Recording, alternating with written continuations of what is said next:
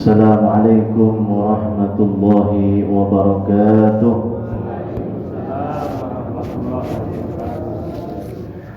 Alhamdulillahi rabbil alamin wa bihi nasta'in ala umuri dunya waddin wassalatu wassalamu ala asyrafil anbiya'i wal mursalin sayyidina wa habibina wa syafi'ina wa qurrati a'yunina wa maulana Muhammadin ala alihi wa ashabihi ajma'in, amma ba'd.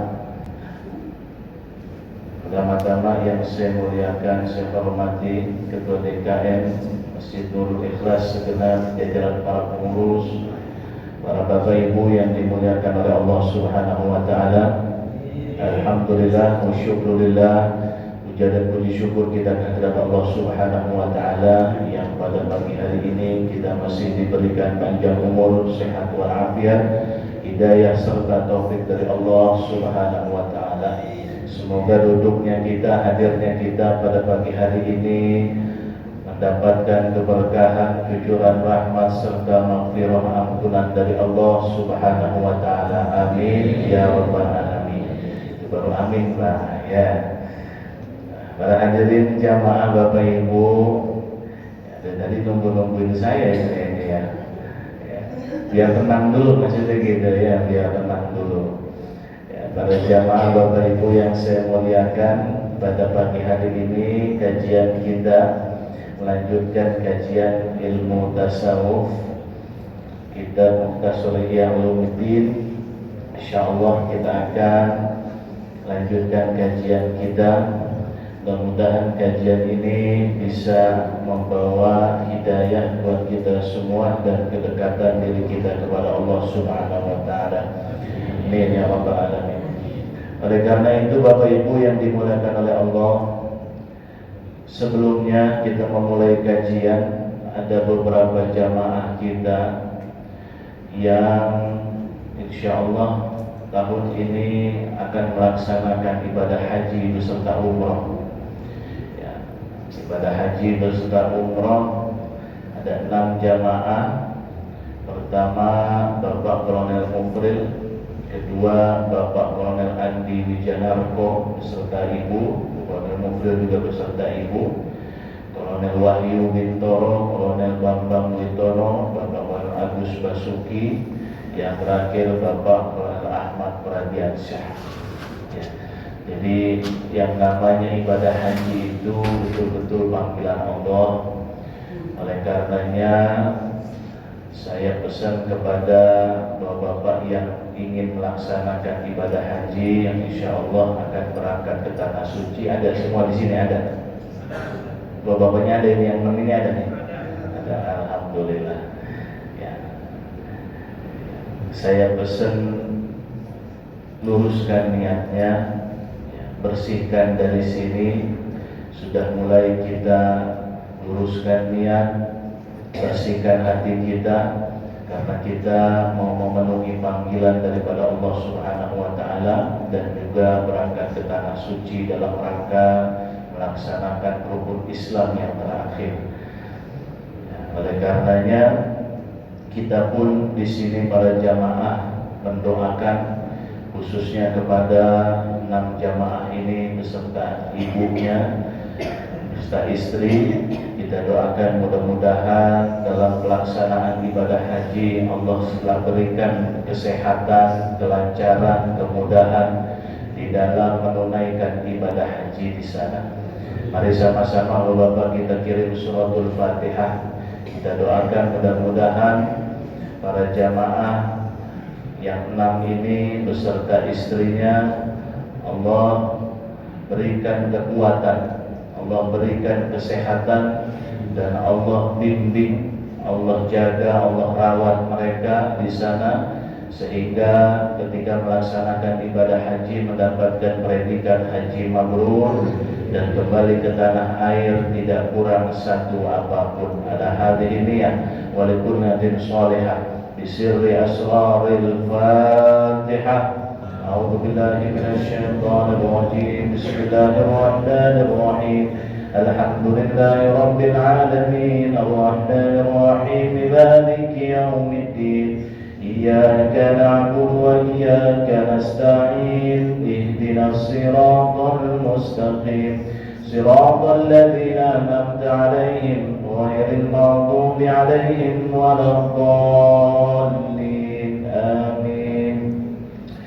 يا رب بالمصطفى بلغ مقاصدنا واغفر لنا ما مضى يا واسع الكرم. يا رب بالمصطفى بلغ مقاصدنا واغفر لنا ما مضى يا واسع الكرم. يا أكرم الخلق ما لمن ألوذ به سواك عند حلول الحادث العمم. يا رب بالمصطفى بلغ مقاصدنا واغفر لنا ما مضى يا واسع الكرم. فإن من جودك الدنيا وضارتها ومن علومك علم اللوح والقلم. يا رب بالمصطفى بلغ مقاصدنا واغفر لنا ما مضى يا واسع كرمي. هو الحبيب الذي ترجى شفاعته لكل حول من الأحوال مقتحم. يا رب بالمصطفى بلغ مقاصدنا واغفر لنا ما مضى كرمي.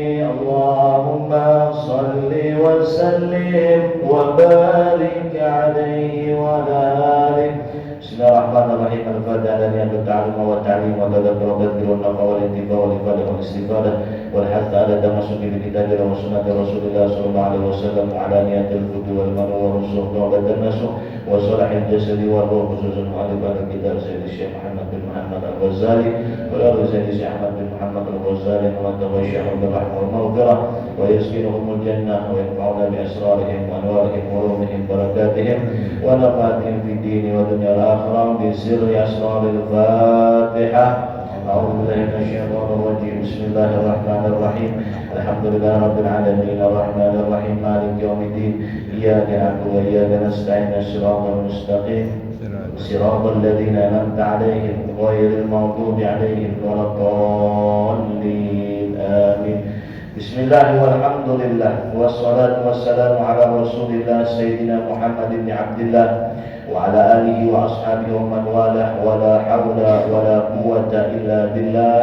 وبعد فإن أصدق الحديث كتاب الله وخير الحديث حديث محمد صلى الله عليه وسلم وشر الأمور محدثاتها وكل محدثة بدعة وكل بدعة ضلالة وكل ضلالة في النار. سبحانك لا علم لنا إلا ما علمتنا إنك أنت العليم الحكيم. رب اشرح لي صدري ويسر لي أمري واحلل عقدة من لساني يفقهوا قولي برحمتك يا أرحم الراحمين.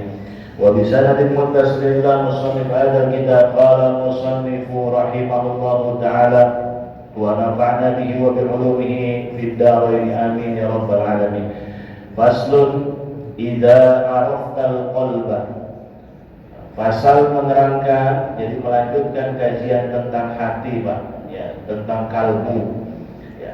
Idza araftal qalba, jikalau kau telah mengetahui definisi kalbu itu, ya, hati yang sudah dijelaskan pada pertemuan sebelum-sebelumnya.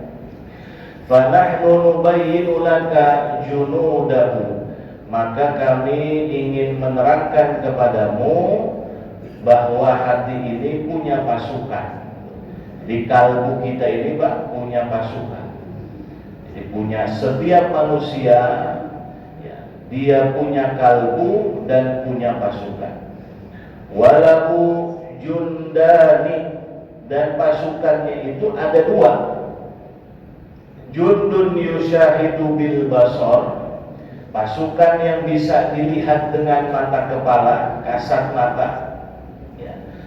Wa huwal yadu wal rijlu wal ain wa sairil a'dha, yang bisa dilihat dengan kasat mata kita, mata kepala kita adalah anggota tubuh kita.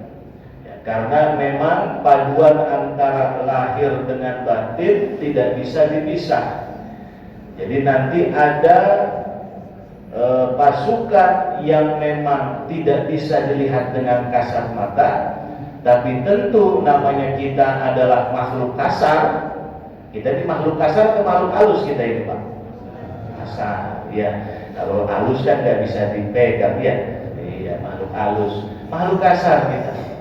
Karena kita makhluk kasar, maka Allah pun memfasilitasi kita dengan yang sifatnya fisik, ya, sifatnya yang kasar, yang bisa dilihat dengan kasat mata, bisa dipegang, bisa diraba, bisa dirasakan.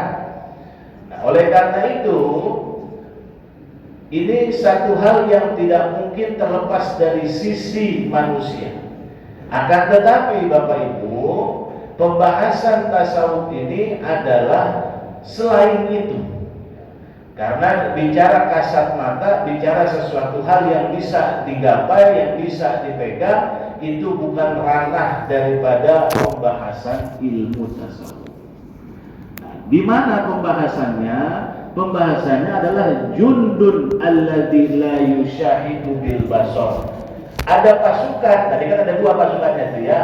Pasukan pertama, pasukan yang sifatnya fisik. Karena manusia ini nggak bisa terlepas dari fisik. Karena manusia juga adalah manusia, disebut dengan makhluk kasar. Nah yang kedua, jundun, disebut dengan yushahidu bil basirah kalau di dalam kitab ini.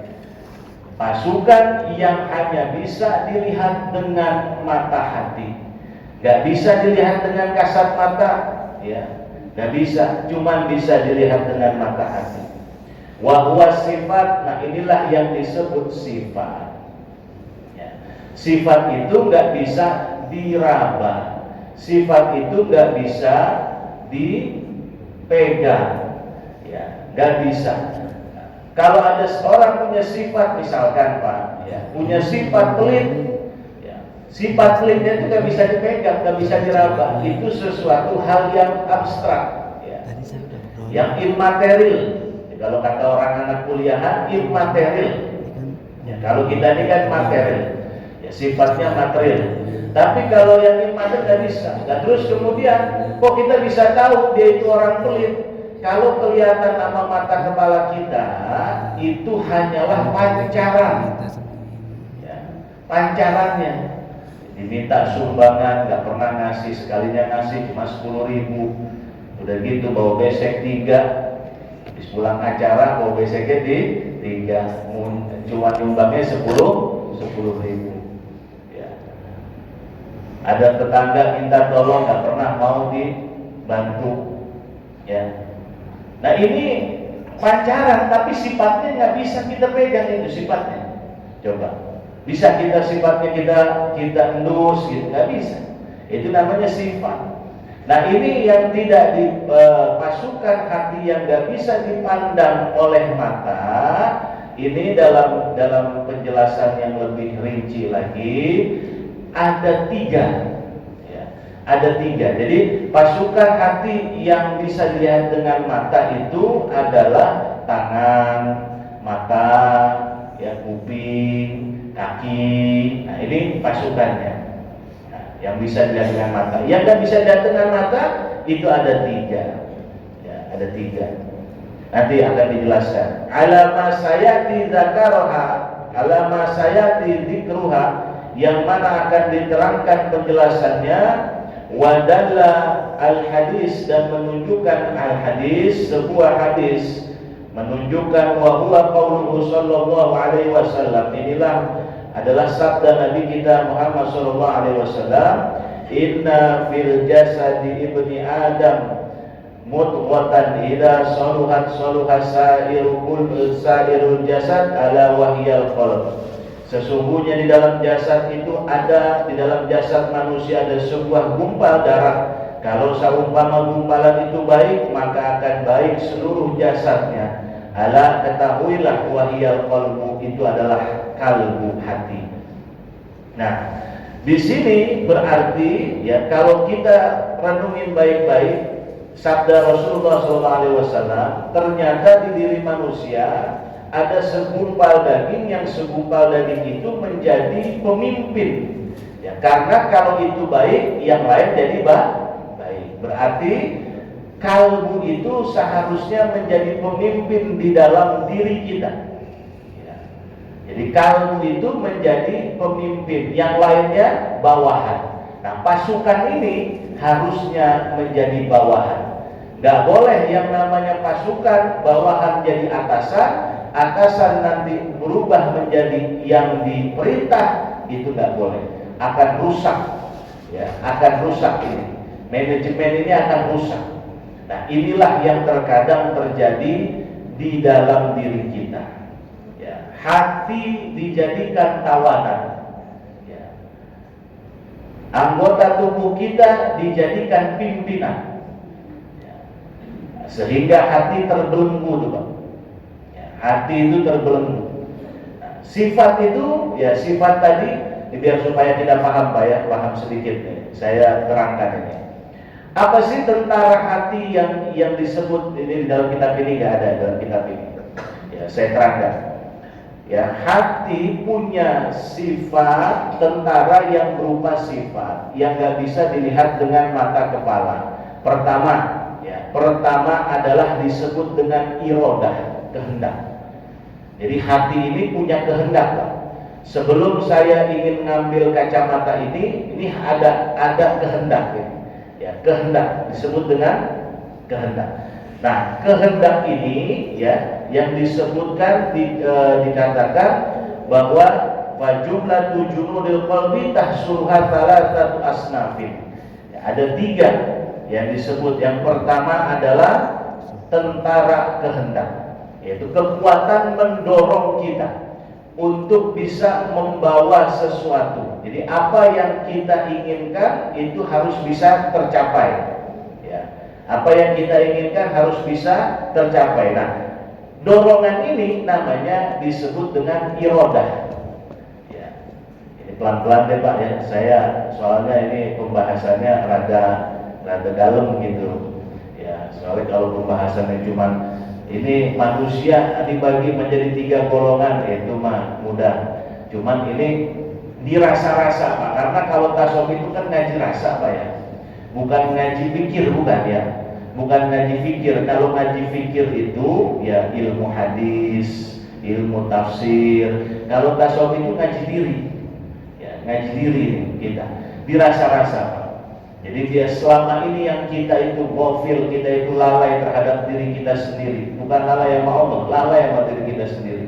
Coba sekarang kita renungkan, kita rasa-rasa, oh iya, hati ini punya kehendak, ya punya irodah. Nah itu tentara. Nah saya mau tanya sekarang, kehendak itu bisa dilihat dengan kasat mata nggak Pak? Tapi kita bisa rasain ya Pak?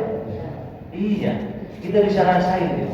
Itu salah satu tentara yang Allah ciptakan untuk hati, ya, salah satu tentara. Dan ini nggak ada di makhluk lain, nggak ada, ya, di hewan apapun nggak ada, hanya ada di manusia, ya, hanya ada di manusia, ya. Jadi pertama adalah kekuatan yang mendorong untuk membawa manfaat, ya, atau mencegah sesuatu yang akan membahayakan dirinya, itu kan dari kehendak, ya. Jadi misalkan kehendak, ya, dorongan yang membawa kita menjadi manfaat. Misalkan saya pengen ngambil kacamata, ini kan berarti mengambil sesuatu yang membuat saya bermanfaat, ya, bermanfaat buat saya. Apa? Memakai kacamata. Memakai kacamata maka saya bisa melihat, ya, orang-orang yang jauh yang mungkin tidak terlihat oleh saya. Satu, berarti dorongan itu kehendak ada 2. Imma bisa mendatangkan manfaat, ya, atau dalam rangka untuk menolak bahaya. Ya. Dalam rangka untuk menolak bahaya. Misalkan, ya, ini ada dua jalan Pak, ya, berselisih begini. Ya. Udah gitu kita mau pilih yang kanan atau mau yang kiri. Ya. Pandangan kita, ya, kayaknya pilih yang kiri, yang kanan rada bahaya. Soalnya sepi. Berarti dorongan itu kan dari dalam hati kita. Kita memilih yang kiri, nggak milih yang kanan. Yang kanan tadi, dorongan selalu dua kemungkinan. Pertama, untuk mendatangkan yang sifatnya manfaat buat diri kita, atau yang sifatnya menjauhi sesuatu yang berbahaya untuk dirinya. Gitu. Nah, itu namanya dorongan, iradah. Irodah ini Pak, ya, dorongan ini punya dua, ya. Ada dua pasukannya nih, ada dua anak buahnya lagi, ada dua nih. Namanya syahwat satu, yang kedua amarah.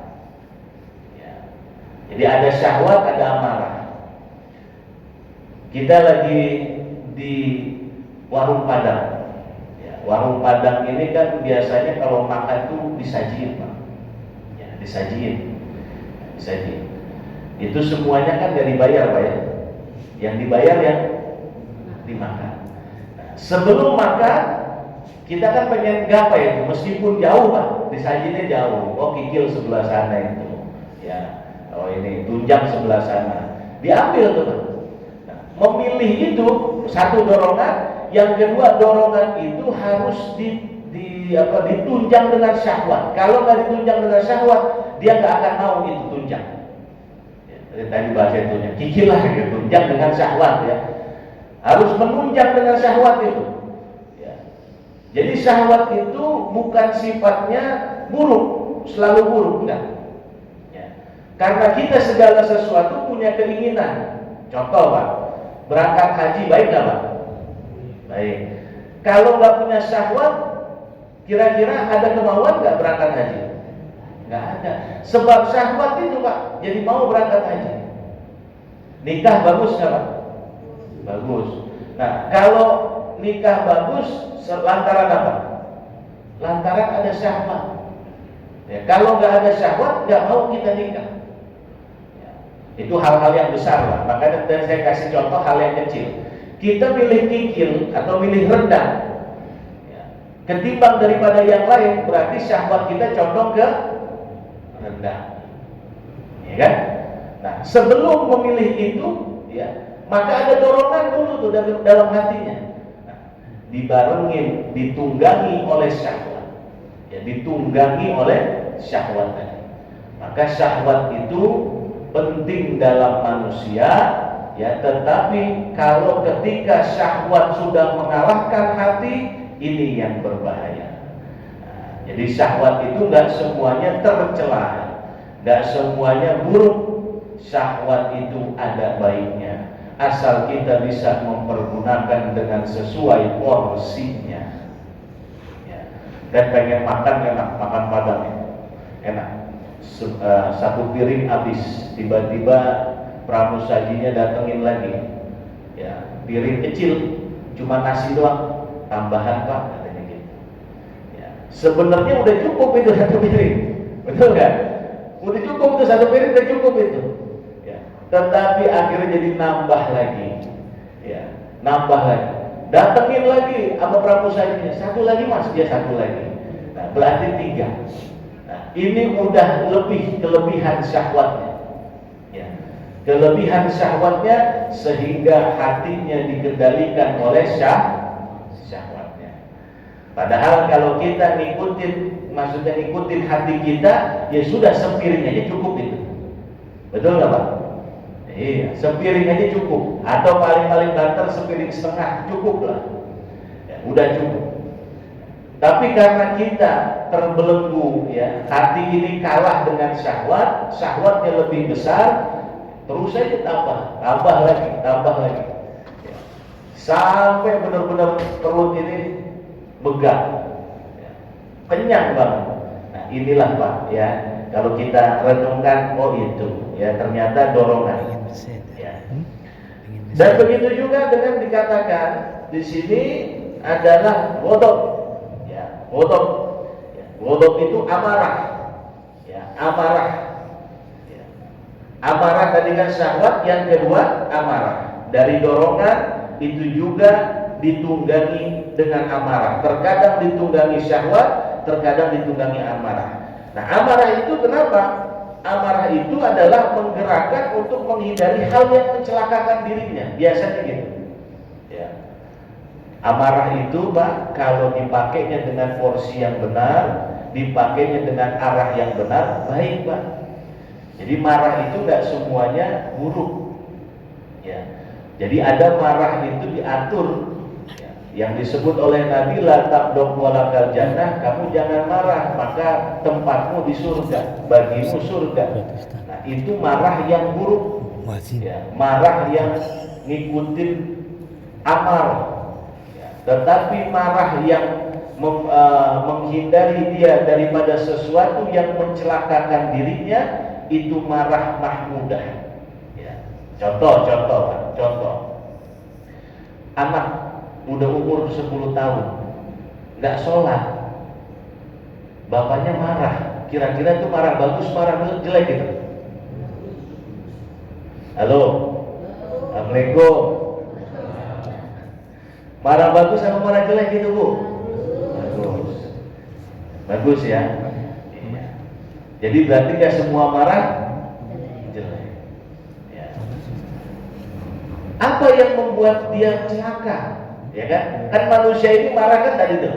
Ya, karena dia menjaga sesuatu dari hal yang mencelakakan dia atau mencelakakan orang tersebut, orang yang dia marahi.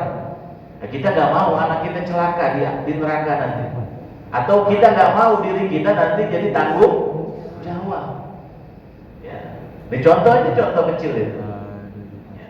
Marah, itu marah bagus.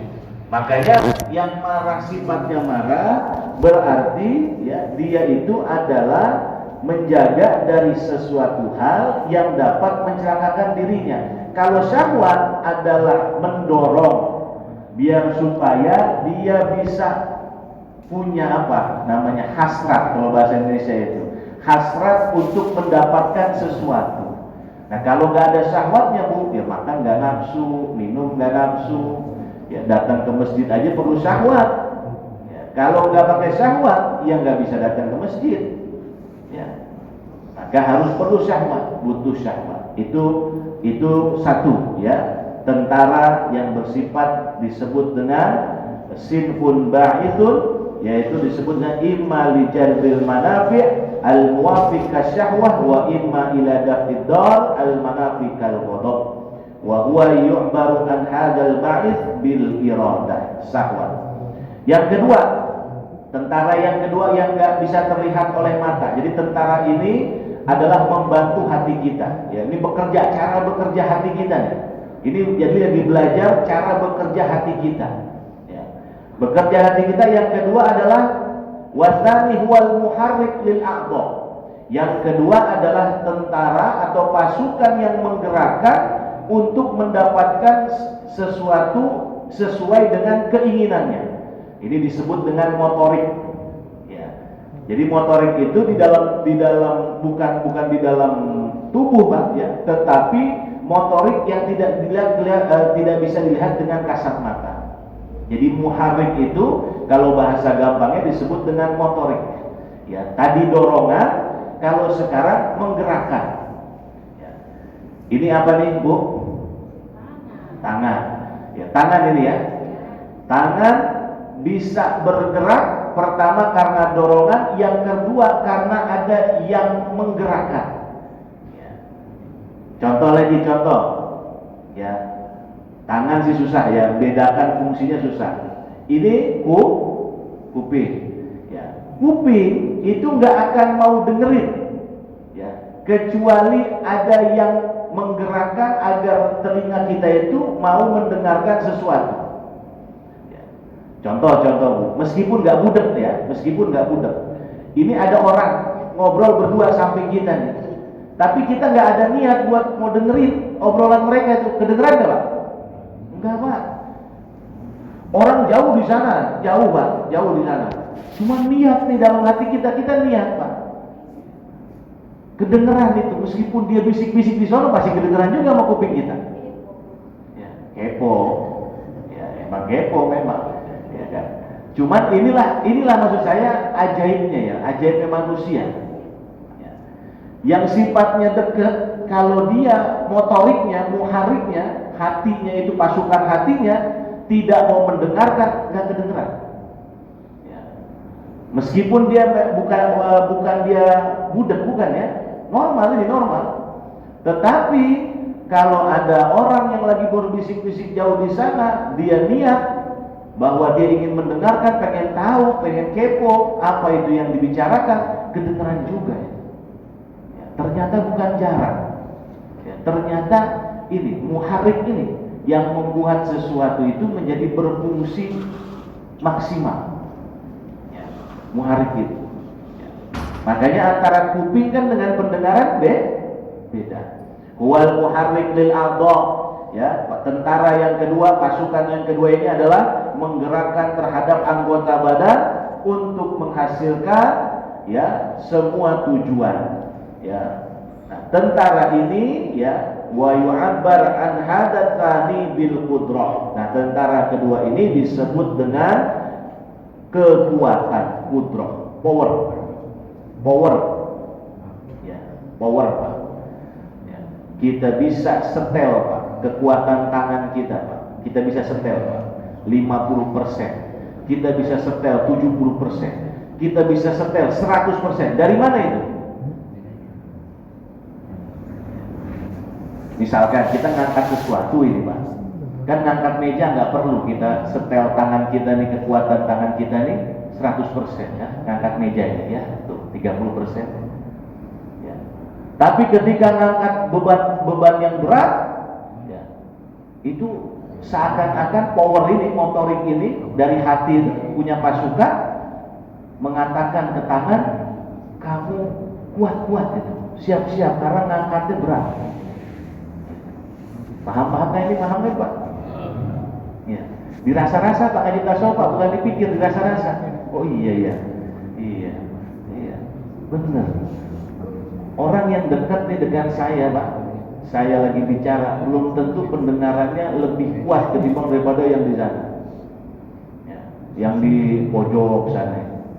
Kadang-kadang yang di pojok sana itu pendengaran, bukan karena suara nyampainya, bukan, tetapi motorik tadi itu, powernya itu Pak.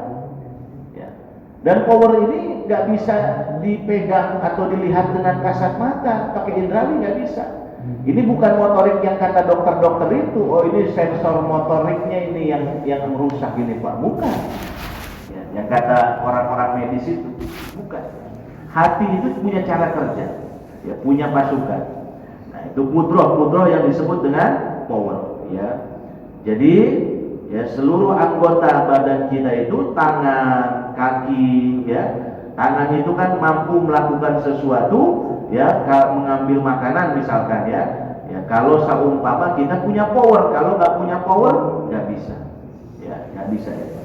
Nah kemudian yang ketiga, tentara yang tidak bisa dilihat dengan kasat mata itu namanya wal mudrik al muta'arrif lil asya kal jawasis.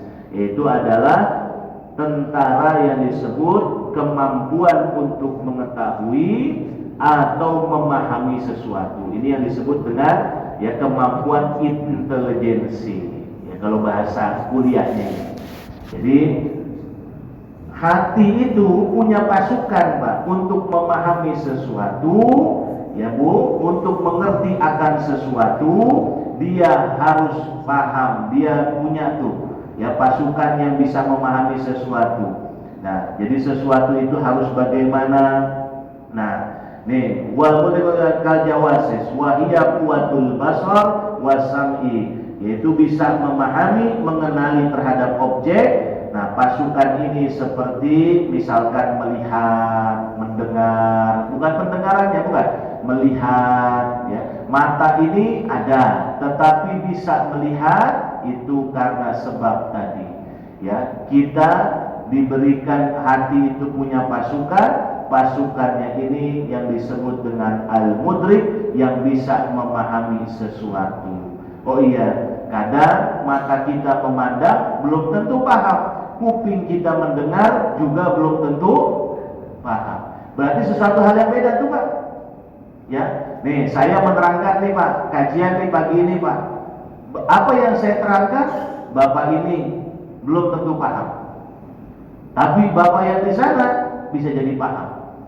Nah, daya tangkap untuk memahami itu pasukan hati itu. Ya, bukan pasukan otak itu, bukan. Nanti pasukan otak nanti dijelaskan sama Imam Ghazali. Ya. Jadi kekuatan daya tangkap itu, nah itulah pasukan hati. Ya. Jadi bisa melihatnya, bisa mendengarnya, melihatnya sejeli apa, mendengarnya sedalam apa. Nah, ini kan berbeda-beda tiap orang. Ya. Tetapi ketahuilah, meskipun beda-beda, semua orang, semua manusia pasti punya nih hal ini. Makhluk lain nggak ada. Jadi hanya satu-satunya manusia yang punya hal ini. Ya.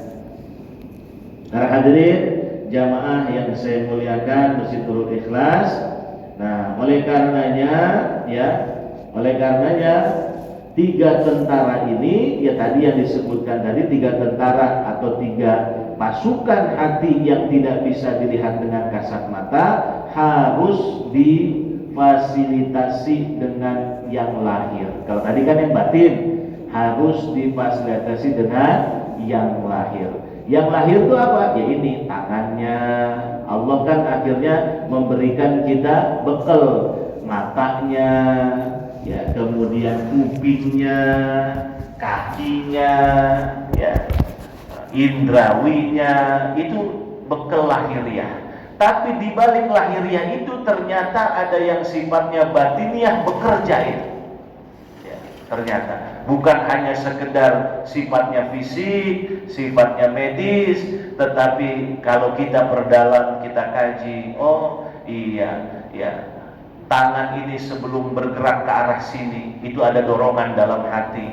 Ketika ada dorongan, maka ada motorik, ya, yang menggerakkan, ya. Hati kita Pak, kalau hati kita nggak bisa gerakin ke sini nggak bisa, ya. Iya, motorik. Nah, kemudian setelah itu sampailah tangan kita di sini, maka kita memahami, oh ini terlalu jauh, ya. Misalkan begitu. Nah, ini gampang, contoh gampangnya. Ya. Nah, kemudian para bapak ibu yang dimuliakan Allah Subhanahu wa taala, nah kemudian al-kalbu, ya. Nah, jadi dua tadi dua pasukan, ya, pasukan yang bisa dilihat dengan kasat mata dengan pasukan yang bisa dilihat dengan kasat mata. Ya, tempat yang dilihat dengan panca indera yaitu berupa pendengaran, penglihatan, penciuman, ya, perabaan, dan kedua tentara yang tidak terlihat. Nah, tentara yang tidak terlihat ini yaitu punya kekuatan. Nah, dialirkan kekuatannya tersembunyi melalui dimag. Dimag inilah disebut dengan otak, ya, dengan akal. Jadi dimag ini, jadi tadi kekuatan tadi itu Pak, pasukan tadi, tentara tadi, itu yang tiga tadi itu mentransferlah ke dimag. Kalau kata filosofi Islam, yaitu disebut dengan otak. Nah, otak mencernanya ini ada 5. Ya, mencernanya ini ada 5. Pengetahuan melalui otak. Pertama Pak, ya pertama, saya terangkan. Jadi makanya, oh begitu, ya caranya, ya dari hati menuju ke otak. Pertama, tahap pertama, ya. Tahap pertama itu adalah, yaitu disebut dengan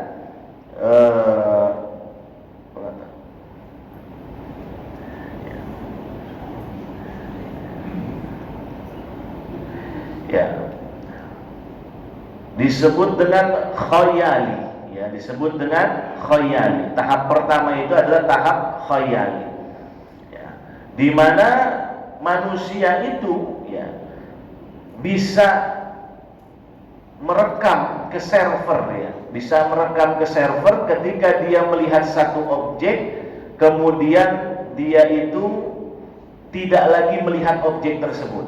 Ya, ini Bapak Ibu yang dimuliakan oleh Allah Subhanahu Wa Taala. Ya, contoh nih yang pertama ini. Ya, manusia itu bisa merekam objek. Nah, jadi Bapak Ibu perhatiin ini mimbar, ya. Mimbar ini perhatiin ini. Ya, mungkin sebagian udah hafal ya. Lihat, ya, mata kita. Tutup mata kita. Ya. Ketika ditutup masih kelihatan ya.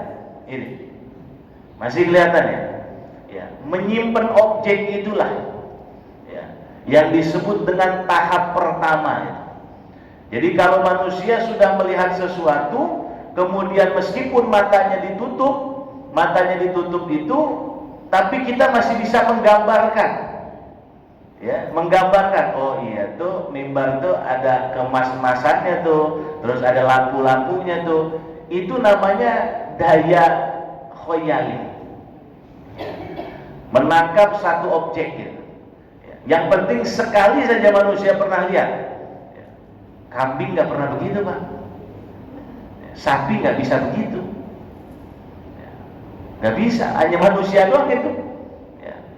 Jadi kita melihat satu objek, terus kemudian kita tutup mata kita. Anggaplah ini kitab ini saya, ya, kitab di sini. Saya tutup mata saya, maka langsung terbayangkan. Nah, inilah yang disebut dengan, kata Imam Ghazali, disebut dengan kekuatan khayali, ya, kekuatan khayal. Ya, jadi data itu diperoleh ya dari mata dan kemudian tercetak, tersimpan ya di otak kita itu. Ya, meskipun mata kita sudah ditutup sekalipun, ya, meskipun mata kita sudah ditutup, ya tidak melihat, tapi kita masih bisa membayangkan. Ya. Kemudian setelah itu tahap kedua, nah, disebut dengan jundun hafid. Ya, objek tadi yang tercetak itu, Pak, Bapak tutup lah, Ibu tutup mata lah. Ya tadi kan udah bayangin mimbar, ya tutup mata. Nah, kemudian tersimpan itu. Kalau tadi harus menggambarkan khoyalnya, sekarang tersimpannya itu, itulah disebut dengan jundun hifdun, ya, pasukan atau tentara memori, ya, baru bisa menyimpan tuh. Jadi kalau tadi menghayalnya, sekarang menyimpannya, ya, jadi tersimpan tuh, tersimpan dalam otak kita, ya, dalam ingatan manusia, memorinya. Nah, ini adalah kekuatan yang menjaga objek sehingga manusia bisa mampu mengingatnya, ya, dalam sekejap. Ya, padahal kita lagi udah nutup mata, tapi kita bisa langsung mengingatnya. Oh ini begini, bentuknya begini tuh mimbar. Oh iya ya, ini ada emas-emasnya. Oh ini ada lampunya.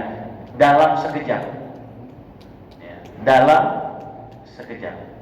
Ya, tuh hebatnya. Makanya ya Allah ya Rahman, ya, kalau kita pelajarin ternyata Allah tuh memberikan kita itu luar biasa, ya. Makanya ma khalaqta hadza batila, ya Allah, ternyata kita ini nggak kenal sama diri kita, ya, kita ini terlalu jauh, ya, terlalu jauh, ya, ternyata kita mengenal diri kita aja masih sedikit, ya, masih sekelumit diri kita itu, ya, itu nggak sempat kadang-kadang terpikirkan sama kita, ya Pak. Ya, jadi kalau tadi yang pertama adalah daya khoyalnya, ya, meskipun mata tertutup, kita tidak melihat objek tersebut, atau bahkan misalkan objek tersebut udah nggak ada di hadapan kita lah. Saya begini, saya tanya sama ibu tahu Tamrin? Tahu? Jauh kan dari Tamrin kan sini kan? Jauh kan? Ibu mata nggak ketutup kan? Tapi bisa kebayang, bisa kebayang. Visualnya itu bisa kebayang, bisa. Nah itu namanya tadi disebut dengan daya objek, ya. Daya objek ini kalau seumpama objek itu kita lupa, nggak bisa ingat, maka tadi yang kedua disebut dengan jundun hifdun, memori yang disebutnya. Jadi kenapa kita masih bisa ingat? Nah itu karena kita masih punya tahapan yang kedua, yaitu memori tadi itu, ya, jundun hifdun. objeknya mengingat di dalam daya ingatan kita. Nah kemudian setelah sudah kita bisa bayangin ya, dan kemudian ada di ingatan kita, terkadang ya, yang namanya hal demikian, objek itu bisa menjadi sebuah pengetahuan ya. Jadi objek ingatan disusun nih bisa menjadi sebuah pengetahuan ya. Pengetahuan ini namanya disebut dengan kekuatan tafakur ya. Contoh Pak ya. Kita pernah lihat Gunung Pangrango. Pernah lihat nggak Pak? Oh, belum pernah ke gunung, belum? Hah? Gunung Salak pernah lihat Gunung Salak? Ada salak segede gunung itu?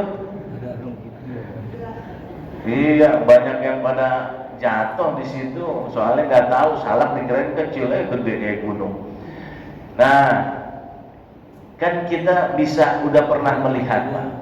Setelah melihat memori kita ada, setelah dari mulai objek yang kita bayangkan ilustrasi itu ya, khoyali tadi, kemudian ditambah dengan memori, maka kalau itu ditata, disusun, akan menjadi sebuah pengetahuan.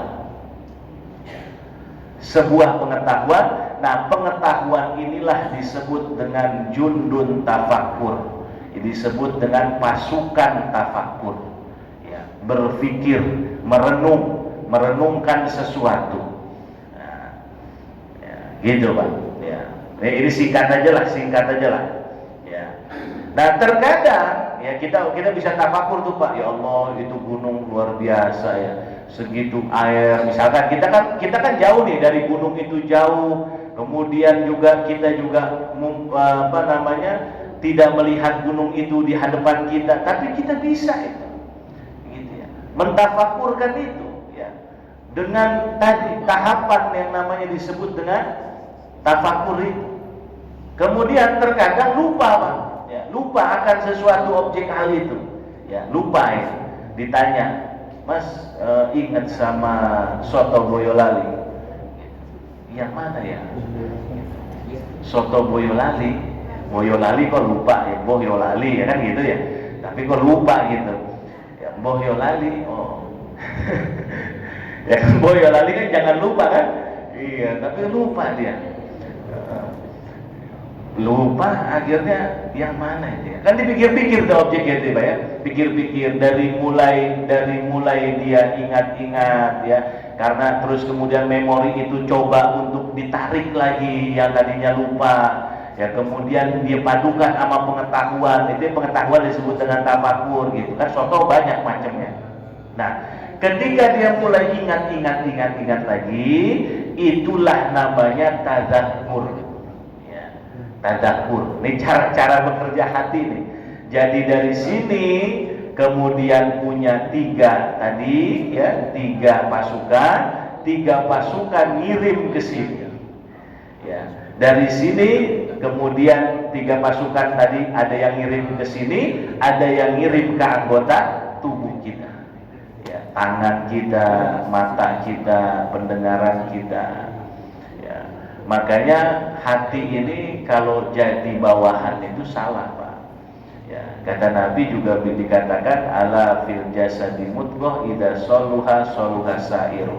Kalau baik seharusnya ini juga semuanya baik ya. Ternyata ada sumbatan yang membuat kadang tangan kita masih suka maksiat, tangan kita masih suka mengambil yang bukan haknya, mulut kita masih suka membicarakan orang, mata kita masih kemana-mana ya, pendengaran kita masih dengerin sampah.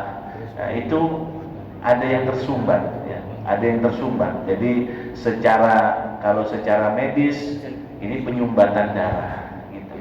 Ini ada sesuatu yang tidak pas gitu ya. Ala annal qalba yang bagi ayyakuna amiran ya, bahwasanya hati itu seharusnya menjadi pimpinan, mutoan yang dipatuhi. Wa takunu nafsu, dan diri kita itu wahiya sairul badan, seluruh anggota badan, muti'atun li awamirihi, patuh terhadap perintahnya, wa nawahihi, dan juga larangannya. Jadi seharusnya badan kita itu kan logikanya, kalau namanya pimpinan harus memimpin, bawahan harus patuh terhadap pimpinan. Maka seharusnya begitu. Fa idza lam yakun kadzalik, kalau ternyata sebaliknya, kok nggak begitu ya? Wa ghalabatis syahwat, syahwat telah mengalahkan itu semua, sorol amira ma'muran, maka pemimpin tadi menjadi bawahan. Jadi tadinya seharusnya jadi raja, jadi pemimpin menjadi bawahan. Wa in akasa, dan berbalik al-amro perkara, fayasirul maliku, maka raja tadi itu akan menjadi, ya, matalan misalkan asiron, menjadi tawanan, muskhiron, yang dibelenggu, di kalbin, di tangan seekor anjing, au aduin, atau musuh. Jadi kan pimpinan ini kan ini diilustrasikan seperti apa? Negara kerajaan. Raja itu nggak boleh diatur oleh siapa-siapa. Ya, raja itu yang ngatur. Raja kalau diatur berarti bukan jadi raja, berarti jadi tawanan. Ya, maka kalau hati kita ini kebalik, ya, kebalik demikian, berarti hati kita ini sudah ditawan oleh siapa? Wa ghalabatis syahwat, dikalahkan oleh syahwatnya yang dikedepankan. Nah, tadi bisa jadi pasukan syahwat itu kepada hati, asal sesuai dengan porsi dan juga kebutuhan. Amarah bisa menjadi pasukan buat hati, asal pas porsinya. Tapi kalau sudah lebih, ya, kondisinya, penempatannya salah, maka itu yang akan malah berbalik menawan hati kita, para hadirin Bapak Ibu. Ya, sehingga itulah, ya, sedikit saya menggugah ini, ya, kita merasa-rasa pengajian tasawuf karena bukan buat dipikirkan, tetapi untuk dirasakan. Ya, dirasa-rasa hati kita, bagaimana cara kerjanya. Ya, saya cukup pembahasan saya nggak panjang lebar, ya, karena nanti kalau panjang-panjang makin mumet, makin bingung. Ya, sekarang udah mau kurban nih Pak. Ya, kita punya keinginan kurban, itu dorongan hati kita. Ya, ketika kita mau merealisasikan, ya, kurban tersebut, mau melaksanakan kurban tersebut, itu butuh motorik, ya, butuh motorik pasukan hati kita. Nah, setelah motorik itu barulah timbul pengetahuan mudrik. Mudrik itu pengetahuan, kita cari tahu, ya, cari tahu kurbannya, cari hewannya yang terbaik, itu namanya begitu. Itu namanya pasukan hati. Ya, maka kita ini Idul Kurban ini, kalau yang mampu usahakan, ya, untuk berkurban. Ya, kenapa demikian? Madhab Syafi'i memang kurban ini sunnah Pak. Ya, tetapi ada satu madhab yang wajib. Ya, madhab Imam Abu Hanifah wajib. Ya, maka kalau yang berpenganut madhab Imam Abu Hanifah, itu kurban tuh harus Pak. Ya, sama kayak sholat, nggak sholat 5 waktu dosa, nggak kurban ya dosa. Imam Syafi'i madhab kita yang sekarang kita anut ini, kebanyakan mayoritas di Indonesia, sunnah muakkadah. Ya, muakkadah kenapa? Karena Nabi, ya, ketika kurban itu Rasulullah SAW, ya, sangat-sangat menganjurkan, ya, untuk kurban. Jadi bagi yang mampu silakan monggo. Ya, waktu tinggal terhitung beberapa hari lagi, ya, paling 2 minggu lah kurang lebih, ya, 14 hari. Insya Allah kalau memang bertepatan dan tidak ada perubahan, maka Idul Adha jatuh tanggal hari Jumat, ya? 6 hari Jumat 6, ya, tanggal 6 bertepatan hari Jumat kalau tidak ada perubahan. Jadi haji tahun ini itu haji akbar, ya, haji akbar. Nah, bapak-bapak yang berangkat haji tadi, ya, insya Allah hajinya pahalanya besar, ganjarannya besar, ya. Bapak Ibu, karena hajinya Haji Akbar bertepatan. Kenapa Haji Akbar sih? Karena kenapa? Dek? Enggak. Wukufnya bukan hari Jumat. Karena 10 Dzulhijjahnya bertepatan hari Jumat. Wukufnya kan tanggal 9 wukufnya.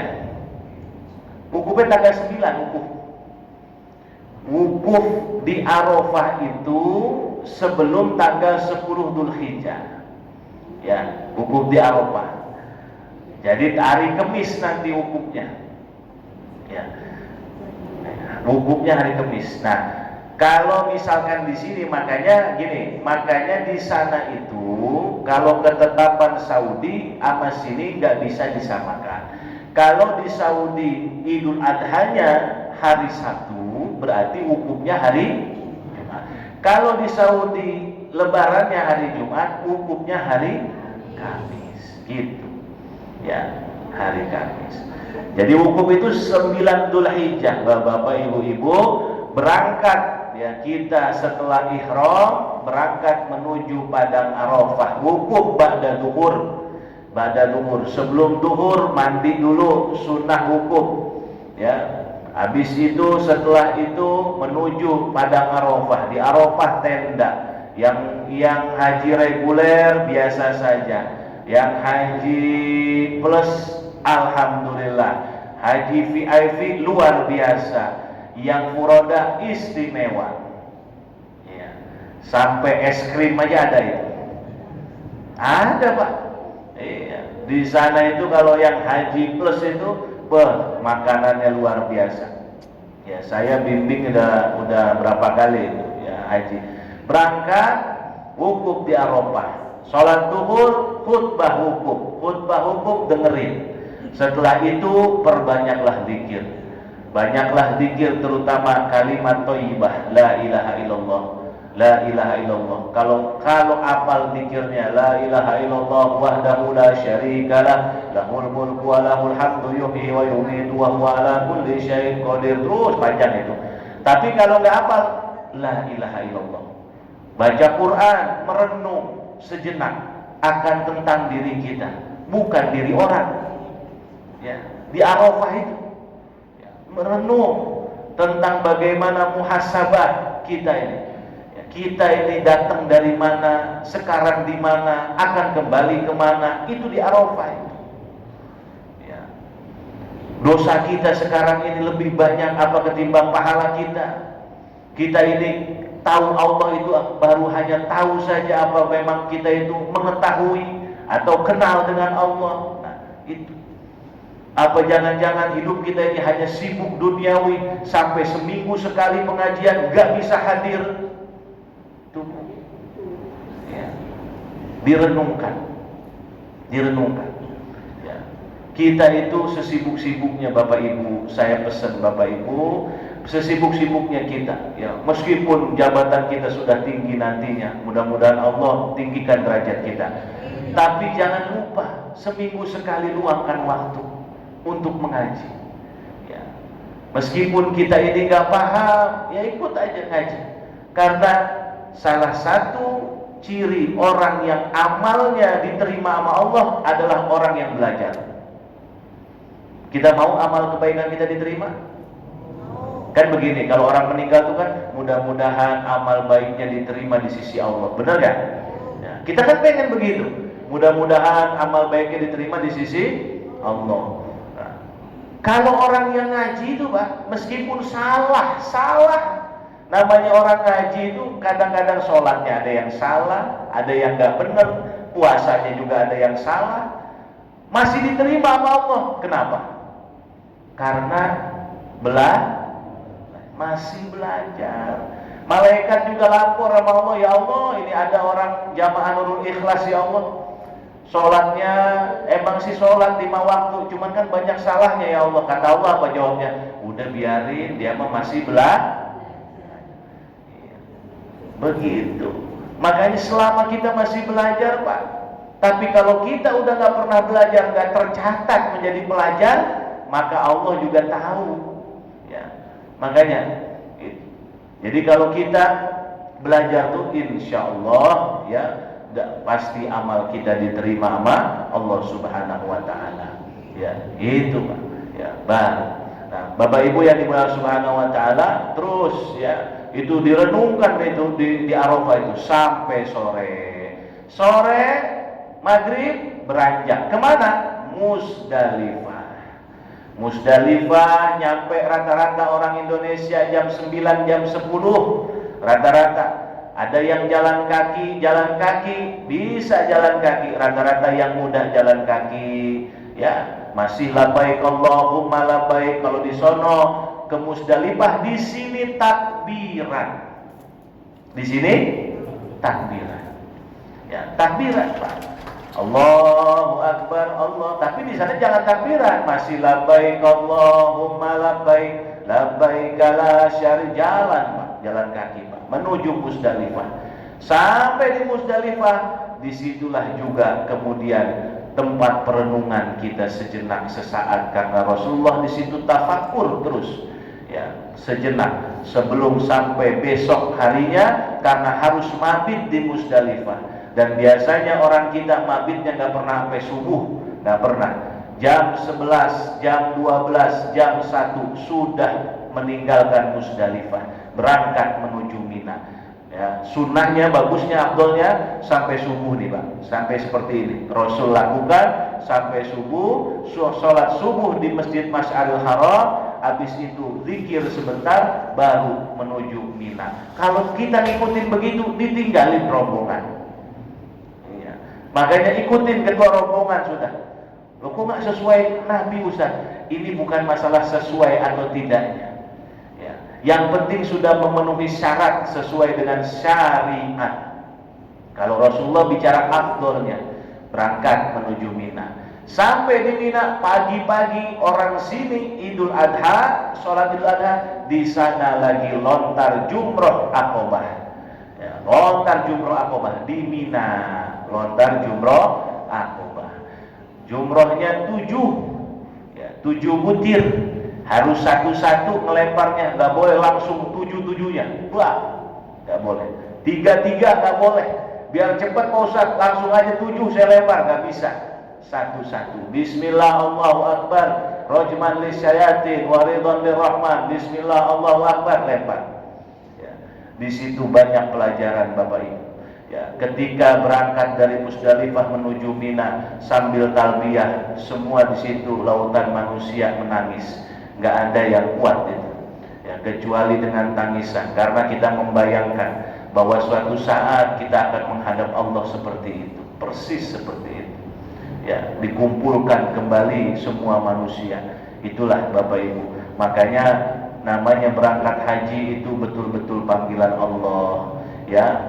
Nah, cuman ya pesan saya tadi, luruskan niat. Sebab orang ada yang berangkat haji bukan karena ibadah, ya bukan karena semata-mata memenuhi panggilan, tapi dia ingin mendapatkan nama di hadapan manusia, dia ingin mendapatkan sanjungan dari manusia banyak ya. Maka kita ini hanyalah menjalankan tugas, badan kita ini hanya fasilitas saja. Sebenarnya yang ibadah haji itu adalah roh kita, dipanggil oleh Allah Subhanahu wa Ta'ala ya. Dan begitu ya. Ini sudah siang, sudah waktu suruh belum? Sudah. Tapi belum duha kan? Belum. Ada yang boleh tanyakan Pak? Sambil nunggu nih 3 menit lagi. Mungkin dari bab kurban atau apa, ada yang mau ditanyakan? Sambil nunggu bel suruk ya, suruk selesai ya.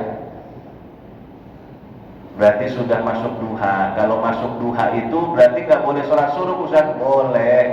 Itu suruk itu, saya ulangi lagi, suruk itu ada bel itu Pak, itu tanda subuh udah selesai, subuh sudah habis ya. Malah kalau kita langsung sholat di situ dosa. Tuh, makanya kan orang kan kalau misalkan walaupun dosa-dosa juga, tapi dia masih ngikut majelis taklim, masih belajar, diampuni nama Allah, udah biarin dah. Namanya juga orang belajar, gitu kira-kira. Nah ini udah kagak belajar, salah lagi sholatnya. Nah inilah kadang-kadang, nah gitu Pak. Nanti kalau bel yang kedua nih, bel yang kedua tuh, nah itulah baru boleh sholat suruh. Ya, matahari udah naik, gitu Pak. Itu bedanya 16 menit. Sholat suruh, habis itu langsung duha, atau 2 rakaat saja cukup. Digabungin antara suruh dengan duha, boleh, ada kitabnya. Ya. Jadi Bapak nggak usah khawatir. Misalkan sholat 2 rakaat nih, tapi sudah 2 niat, karena sunnah dengan sunnah boleh. Ya, beda dengan wajib dengan sunnah. Ya kalau sunnah boleh digabung. Saya satu sholat suruh, yang kedua usolli suruh wa duha wa sunnatul mutlak wa sholatil hajat lillahi ta'ala, Allahu akbar. 4 tuh. Tapi sholatnya cuma 2 rakaat. Iya. Jadi nggak dua-dua, sholat suruh 2 rakaat, salam, assalamualaikum warahmatullahi wabarakatuh, naik lagi sholat duha, itu juga boleh. Gitu. Jadi kita harus paham, oh ini boleh kalau memang dirinci, tapi kalau digabung juga boleh. Gitu. Ada yang tanya Pak? Nggak ada ini.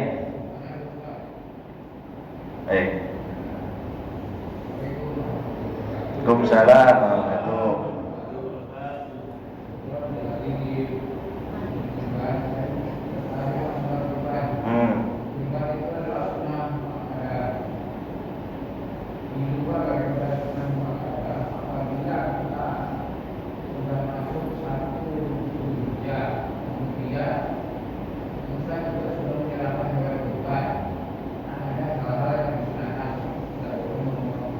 Ya.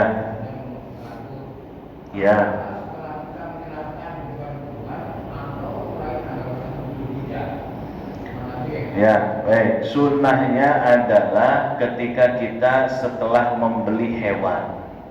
Ya, sunnahnya ya, setelah membeli hewan. Jadi setelah membeli hewan kurbannya tanggal 5 Dzulhijjah. Nah, setelah beli itu Pak dari pedagang, nah itu jangan potong kuku, jangan potong rambut, sunnah. Ya, sekali lagi, jangan jadikan kewajiban, wajib harus. Nah, hati-hati nih.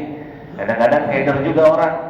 Ya, sunnah setelah membeli hewan kurban. Ada pendapat qala ba'dul ulama, sebagian ulama mulai dari tanggal 1 Dzulhijjah. Tapi yang kuat, yang masyhur, yang mu'tamad setelah membeli hewan kurban. Hatta yudhhiya, sehingga hewan kurban itu dipotong, disembelih pada tanggal 10 Dzulhijjah, baru kita juga motong rambut, motong kuku dan sebagainya. Begitu, biar listimalil ghufran, agar terseluruh, agar menyeluruh ini, ya seluruh anggota tubuh kita ini mendapatkan ampunan dari Allah Subhanahu wa ta'ala. Sebagaimana Allah mengampuni dosa kita sebanyak bulu hewan yang kita kurbankan, maka harapan kita yang ada di jasad kita ini semuanya diampuni sama Allah. Jangan ada yang tersisa, makanya jangan motong kuku dulu gitu. Takutnya kuku yang udah kepotong tuh belum kena ampun gitu. Ya. Makanya sunnahnya gitu Pak. Ya sunnah. Ya. Setelah beli hewan. Ada lagi? Kurban. Baik. Salam.